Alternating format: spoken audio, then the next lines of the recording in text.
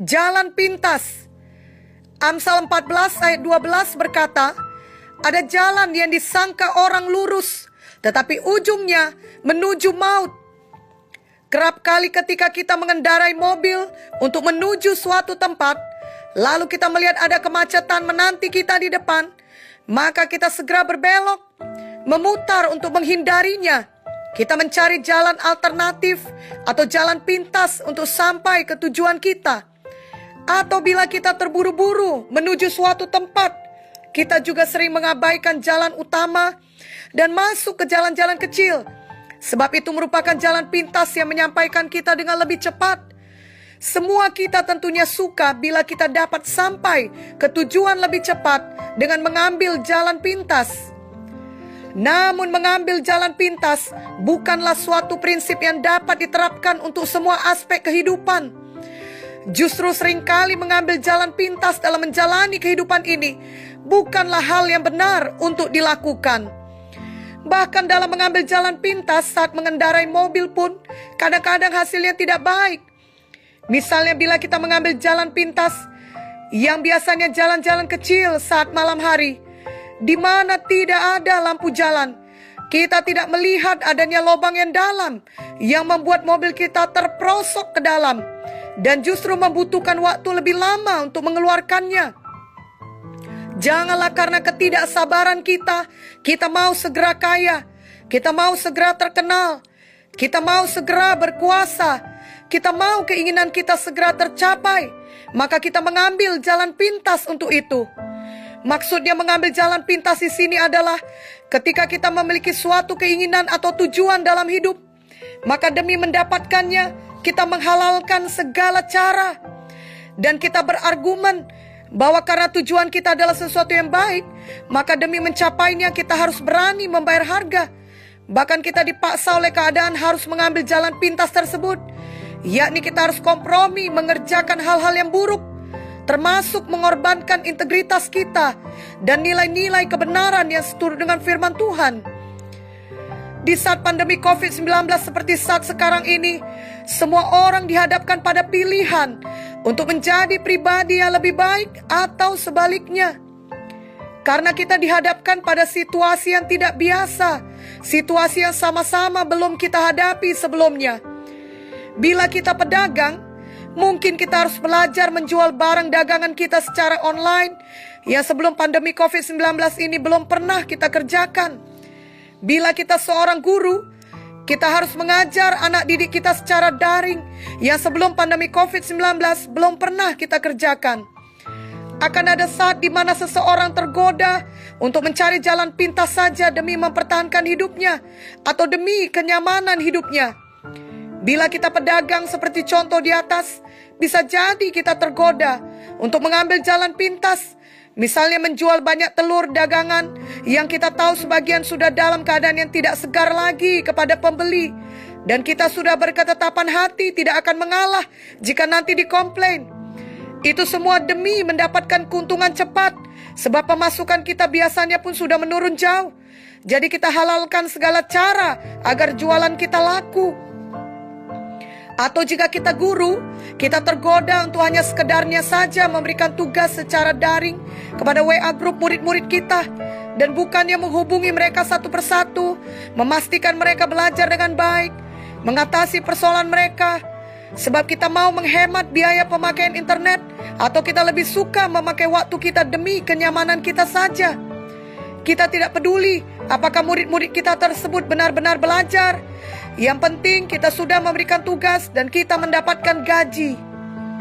Dan banyak lagi contoh lainnya dalam kehidupan, sesuai dengan yang kita kerjakan dalam kehidupan kita masing-masing, di mana kita hanya mau mengerjakan seminimal mungkin dan kita menahankan yang terbaik dari diri kita.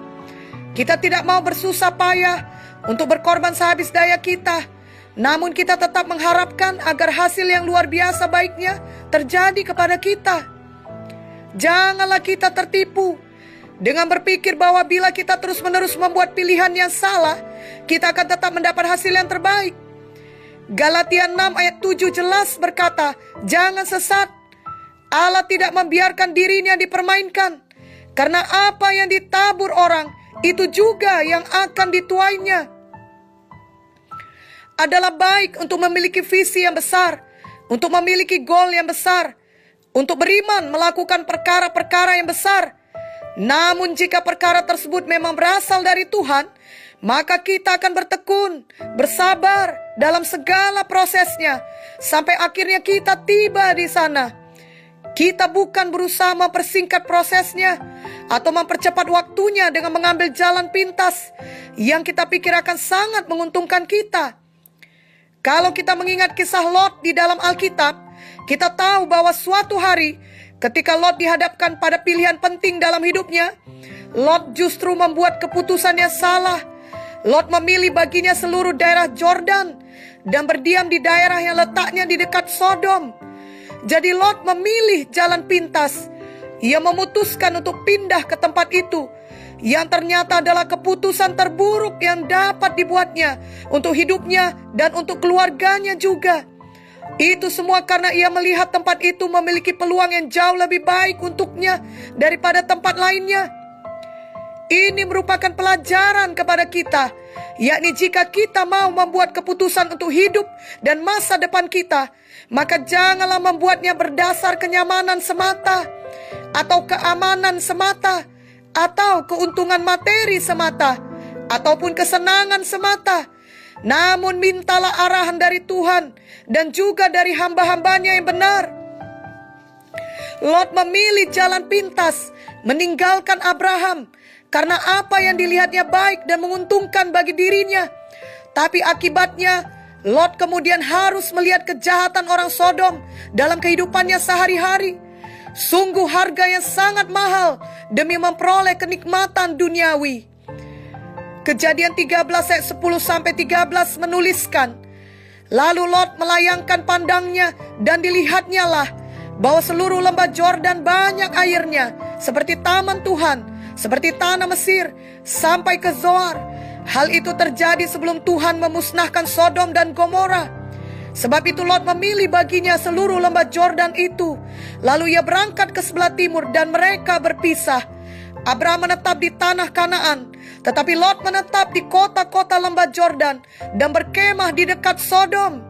Adapun orang Sodom sangat jahat dan berdosa terhadap Tuhan.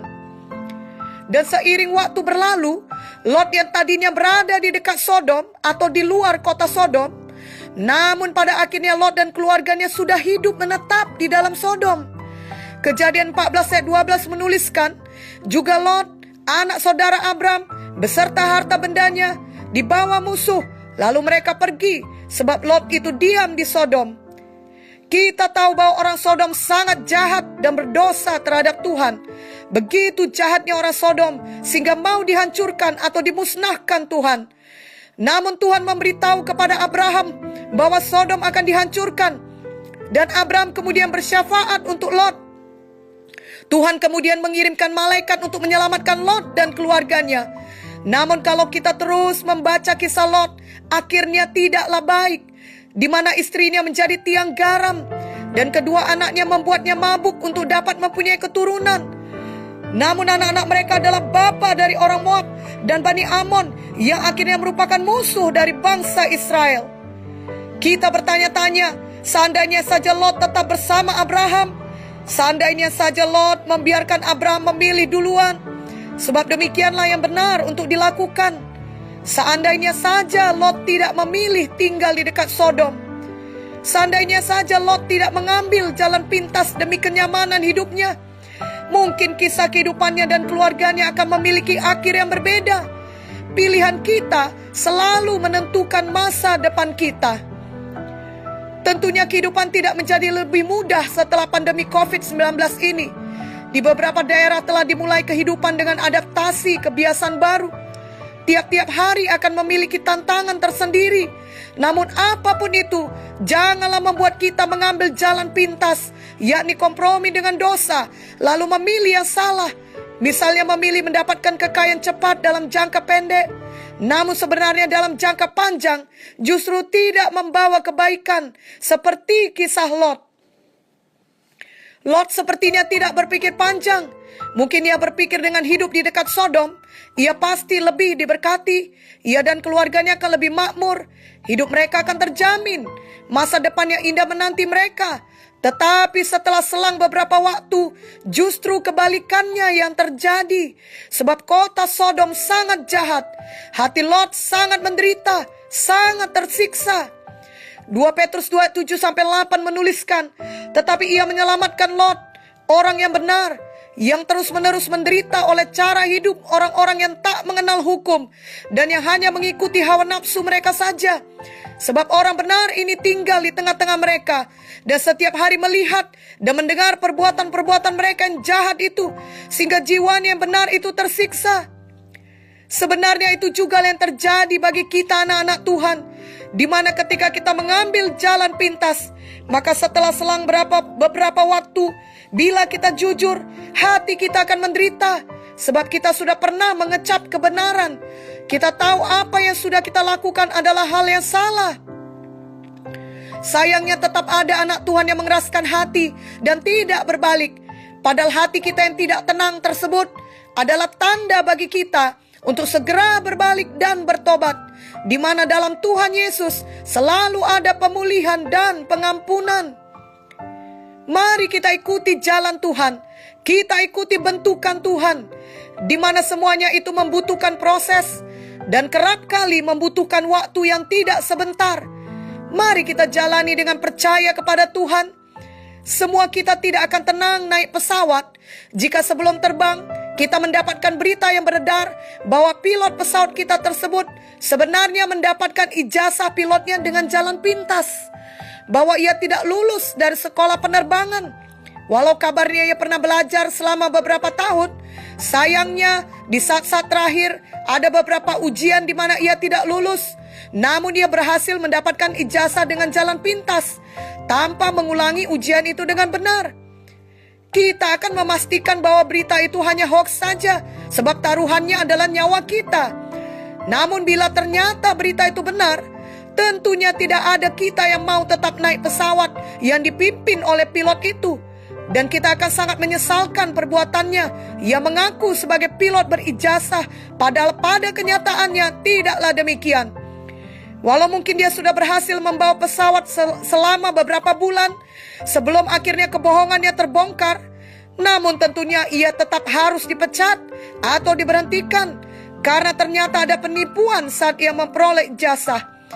Mungkin contoh seperti ini tidak akan pernah terjadi dalam hidup nyata, tapi maksudnya adalah kita mengerti bahwa mengambil jalan pintas hanya memberikan kesenangan sesaat, namun akhir yang menyedihkan.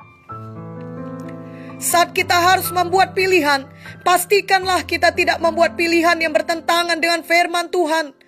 Walau itu jalan pintas, kelihatannya baik, namun bila itu merugikan orang lain, menyakiti orang lain demi keuntungan kita, janganlah kita melakukannya.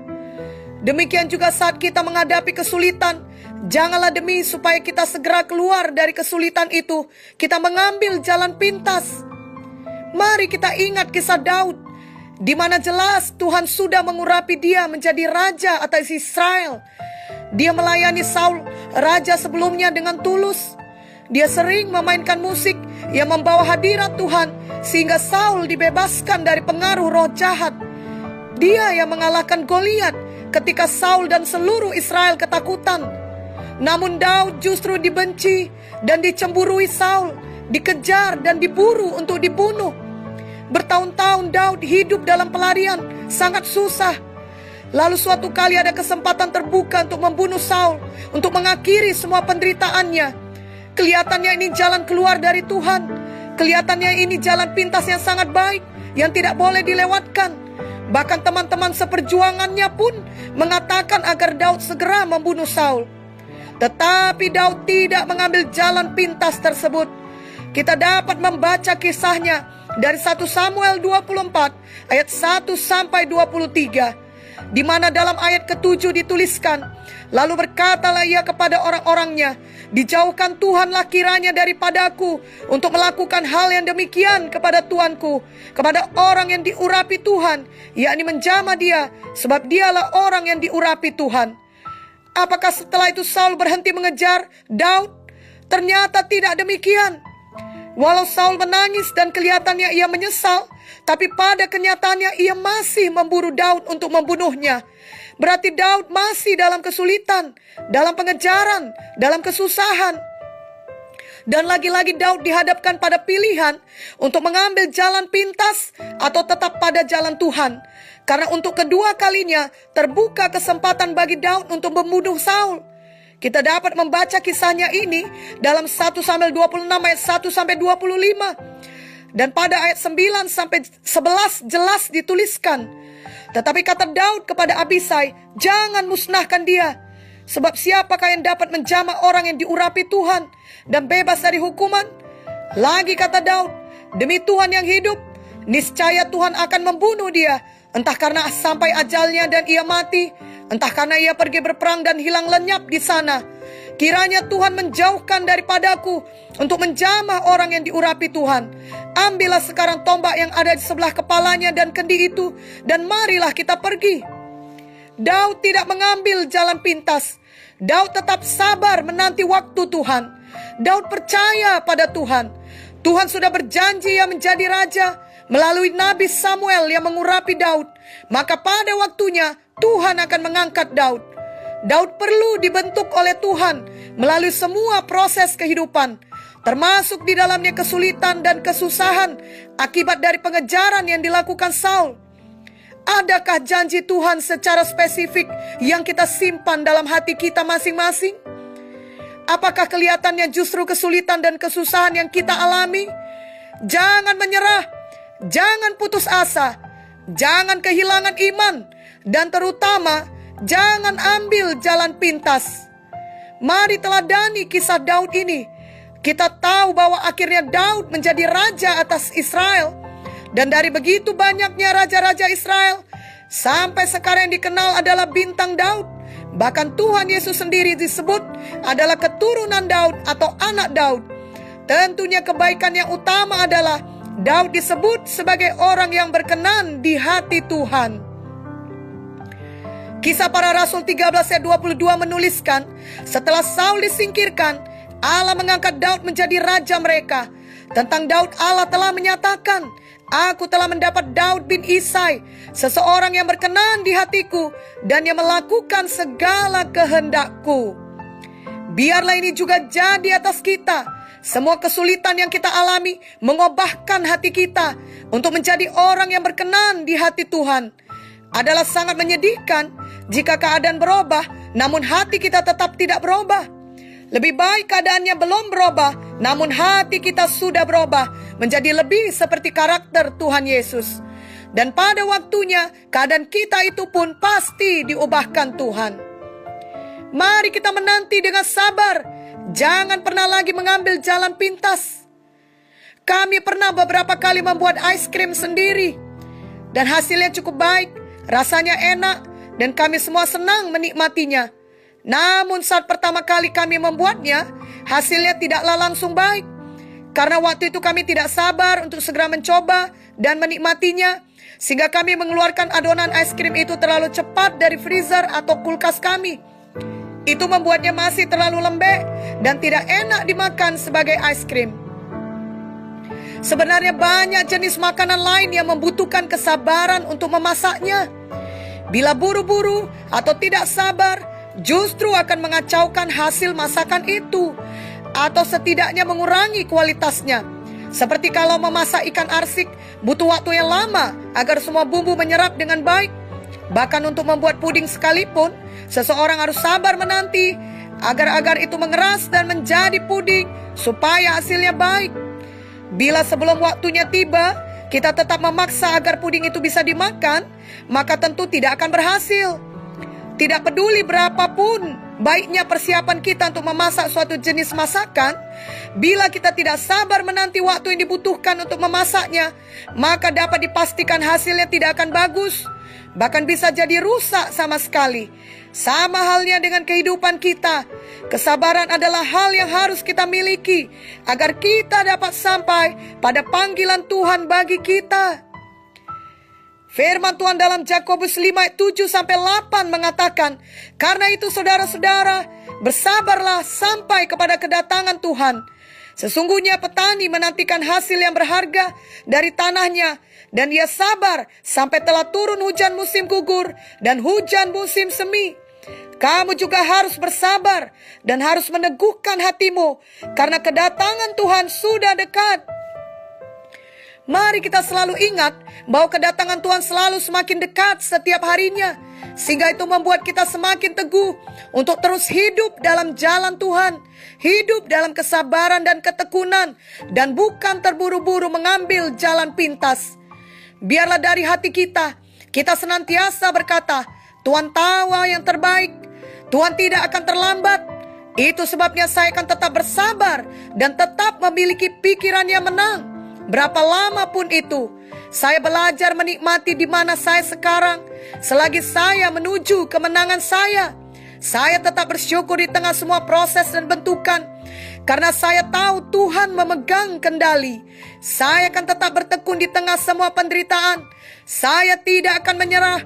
Dan saya tidak akan kompromi dengan dosa dengan mengambil jalan pintas. Inilah sikap hati yang benar yang harus kita miliki. Bila kita memiliki suatu kebutuhan ataupun kerinduan, apakah itu kesembuhan untuk tubuh kita, pemulihan untuk rumah tangga kita, atau keinginan untuk segera menikah, atau berkat materi yang melimpah, maka kita memang harus terus-menerus mengisi dan menjaga pikiran kita agar sejalan dengan firman, sesuai dengan apa yang kita butuhkan tersebut. Lalu kita mempraktekkan firman dan harus tekun bersabar dalam prosesnya. Janganlah kita memaksa untuk mendapatkannya sebelum waktunya Tuhan. Sama seperti kalau kita memaksa untuk segera memakan puding, padahal masih belum waktunya, maka tidak akan ada baiknya bagi kita, karena memang puding itu belum jadi. Biarlah kita mengerti bahwa cara kita, waktu kita, dan jalan kita sendiri tidak mungkin lebih baik dari cara Tuhan dan waktunya Tuhan. Bahkan kerap kali jalan pintas yang ingin kita ambil adalah jalan yang salah, karena tidak menyangkal diri, tidak berkorban, tidak jujur, dan tidak patuh pada firman. Itu memang sifat manusiawi setiap orang, yakni mau memperoleh semua yang ia inginkan dengan cepat, bahkan bila memungkinkan tanpa membayar harga untuk itu semua. Namun sebagai orang-orang yang sudah lahir baru dan mengasihi Tuhan, kita tidak lagi hidup demikian dengan cara hidup lama yang berdosa. Sebaliknya kita mengikut jalan Tuhan. Tuhan sendiri telah menunjukkan teladan kesabarannya kepada kita. Dan dalam Alkitab ada banyak contoh yang dapat kita teladani kesabarannya, sehingga mereka memperoleh semua janji Tuhan, bahkan lebih dari yang mereka harapkan. Seperti kisah Yusuf, di mana ia mengalami proses yang sangat lama, waktu bentukan yang sangat panjang, sebelum akhirnya ia sampai pada panggilan Tuhan, yakni Yusuf menjadi penguasa. Janganlah juga kita membandingkan diri kita dengan orang lain. Misalnya kita berkata, mengapa ia tidak perlu menunggu lama untuk diberkati, sedangkan saya sampai sekarang belum juga diberkati? Marilah sadari bahwa masing-masing kita memiliki bentukan sendiri dan panggilan yang unik, serta berkat yang spesial dari Tuhan untuk hidup kita. Bagian kita adalah tetap bersabar dengan rendah hati dalam menanti waktunya Tuhan untuk hal-hal yang kita butuhkan dalam hidup kita. Dan selama proses penantian itu, kita terus menjaga pikiran kita untuk selalu mengingat janji Tuhan. Mari kita baca Ibrani 10 ayat 35-39. Sebab itu, janganlah kamu melepaskan kepercayaanmu, karena besar upah yang menantinya. Sebab kamu memerlukan ketekunan, supaya sesudah kamu melakukan kehendak Allah, kamu memperoleh apa yang dijanjikan itu. Sebab sedikit, bahkan sangat sedikit waktu lagi, dan ia yang akan datang sudah akan ada tanpa menangguhkan kedatangannya. Tetapi orangku yang benar akan hidup oleh iman. Dan apabila ia mengundurkan diri, maka aku tidak berkenan kepadanya. Tetapi kita bukanlah orang-orang yang mengundurkan diri dan binasa, tetapi orang-orang yang percaya dan yang beroleh hidup. Kiranya ini digenapi dalam hidup kita. Janganlah kita mengambil jalan pintas yang bertentangan dengan firman Tuhan, dengan nilai-nilai kebenaran, kasih, dan kesetiaan. Sebaliknya, bagaimanapun keadaan kita saat ini, mari kita semua tetap sabar, tetap beriman, menanti waktu Tuhan bagi kita. Itulah waktu yang terbaik dan terindah. Amin.